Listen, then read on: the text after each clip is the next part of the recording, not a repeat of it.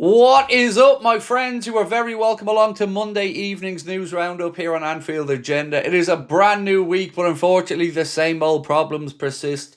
Today we're going to be giving you the breaking news that Mohamed Salah has been left out of the Red squad that travelled over to face Inter Milan in the Champions League. We're going to tell you what that may mean moving forward, but most importantly we're going to try and highlight to you the growing divide on how this is being reported.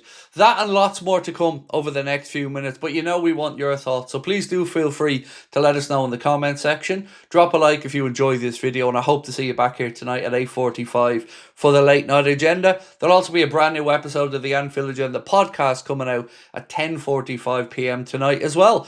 Right, I want to get straight into a comment that I spotted in the Echo comment section. As part of my job, I read lots of fan forums, try to get the flavour of how the fans are feeling and see if those feelings align with my own. But one comment really stood out to me, and it's a comment that I think has absolutely hit the nail on the head. It's from a guy called Gibson's G, and it simply reads as follows. The press' relentless focus on Salah's decline prior to the interview is what must be taken into account. Salah didn't spend 460 million and see us crumble. Where's the focus on Virgil, who's in steep decline? How about the massive decline of Kanade, Gravenberch, Gakpo, McAllister? What about selling Diaz and Darwin and not properly replacing their power and pace and aggression? 241 million on two players who have a combined one goal to date. Where is the focus there? What about bungling the Gay transfer? Does Gorst, Pearce, Joyce, Steele, Lynch, Doyle take their orders from the club or actually report objective, identifiable facts? Curious minds would like an answer, as it seems the obvious is swept aside and ignored. Absolutely spot on. I don't know that gentleman, but that comment was spot on. And it is kind of the agenda that we're seeing here. There is a club opinion being parroted by the usual group of journalists, and then you've got others, as we'll show you throughout the course of this video, who are being far more objective and balanced in their reporting. So this report that Anfield Agenda posted from Ad Jones said, part of the argument doesn't stand up. Why, for example, is Cody Gakpo seemingly deemed undroppable? He started 13 of 15 Premier League games and 4 out of 5 in the Champions League, yet he has been equally as ineffective. Same journalist writes, the circumstances around Salah have not helped.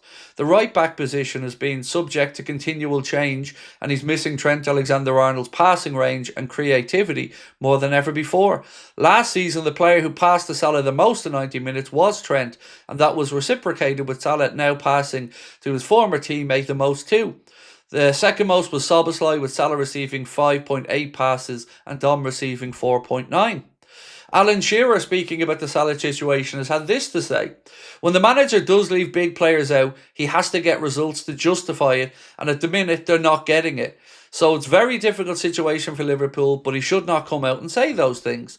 When you look at it objectively, you can see the people who are being balanced and fair, that are criticising both sides of this. And you can also see the ones that are very much towing the company line and are being briefed on exactly what is being said or what they want portrayed in the public.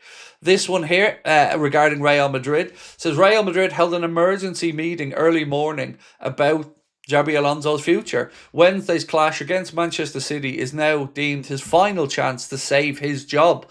So could we see an overlap here if he does get fired? Will that maybe see Xabi Alonso approach to become the next Liverpool coach?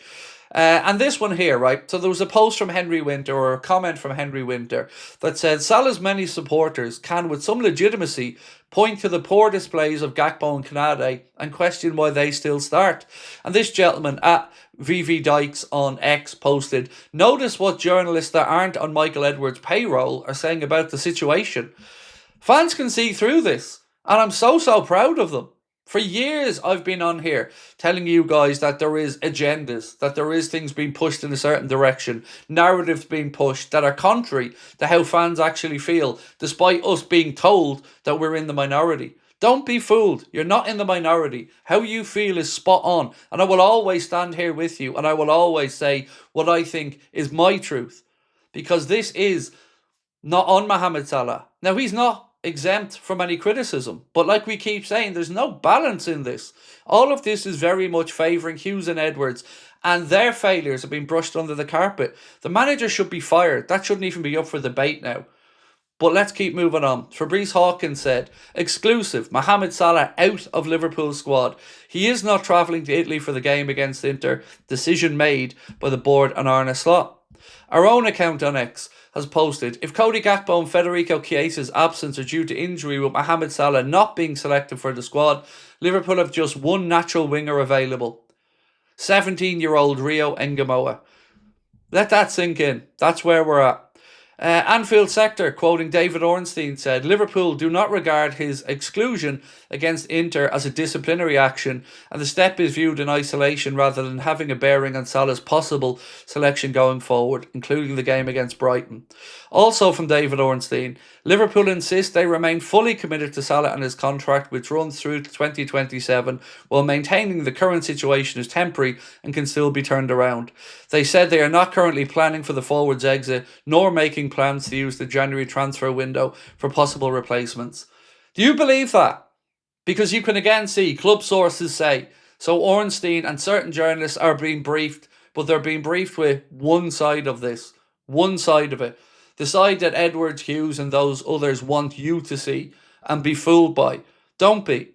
Be objective. Use your own mind. I'm not trying to push you one way or the other.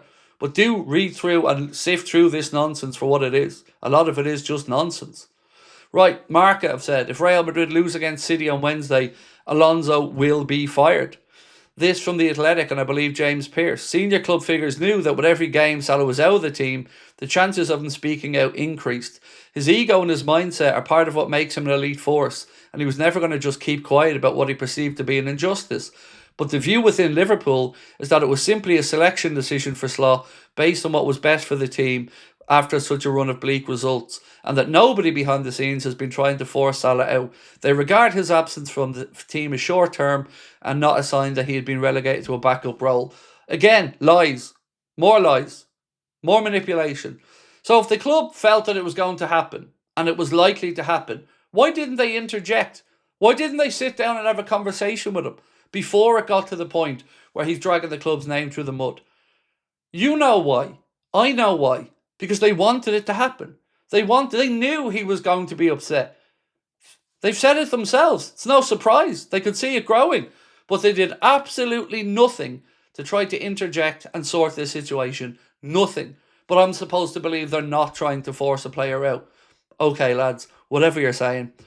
Next up, and I'm going to just skip through more of the Athletic waffle because it is just that. James Pearce again getting briefed from his friends inside the club, and I'm supposed to sit here and believe every bit of nonsense that gets written. Not happening.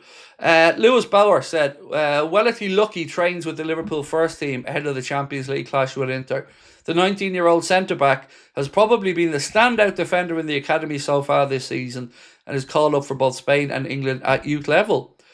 Ben Jacobs writes, Mohamed Salah won't travel to Italy for Liverpool's game with Inter, seen as a pragmatic decision following Salah's comments. Pragmatic. So won't fine him, won't do anything, just going to freeze him out till he goes to the AFCON. And here's the kicker. And I'm going to be blunt about this.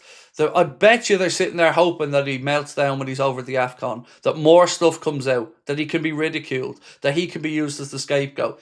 I'm going to call it now because I can see clear as day what's going to happen next. James Pearce again said Salah not travelling to Milan. Liverpool have taken the decision to remove him from selection for a short period. Taken in consultation with and in full support of Slot. Slot should be fired. Who gives a damn what he thinks at this point? Because he's run the team through a laughable run of results that once again have no accountability. Our club has fallen apart. Too many egos above the manager are having this situation allowing to fold out as it is, or unfold as it is, and to be as bad as it is. There is no standards of the results, no holding the manager to account. All we get is the board are fully behind the manager, a failing manager. We could be ninth after United's game tonight. It is a joke. The standards of this football club are on the floor because of the egos of some men who quite simply should be ran out at this point. It is pathetic. You deserve better. We deserve better. And this situation hasn't reached its conclusion. Unfortunately, there will be more negativity to come. I take no pleasure in saying this because it hurts me deeply to see our football club like this. But be under no illusions. The manipulation has once again started and it's up to us fans to see through it and call it out as and when. because the machine, the PR machine, that's in full flow. Friendly journalists will do their thing, but we can push back. We have to push back. Lewis Steele writes, Mohamed Salah is not on Liverpool's plane to Milan. Underslap, the club thinks a brief period away from the team selection is in everyone's best interests. So many similar things written there, isn't there? So many similar things from so many journalists that seem to have a direct line to the club. Ironic that, isn't it? When other journalists who aren't directly involved with the club, like Henry Winter, they can report objectively. But no, not the local journals, not the ones that are there week in, week out, feet under the table. They're just parroting the company narrative once again. Be better. We deserve better as fans. You deserve better as fans. Time to stand up and say it as it is. I'll see you guys tonight, 8:45, Late Night Agenda, where I'm going to go through this in far more greater detail and give you my take on it. We always appreciate your support. You might not agree with what I'm saying, and that's absolutely fine. But do feel free to let us know your thoughts in the comments. Much love to you all. We'll see you tonight.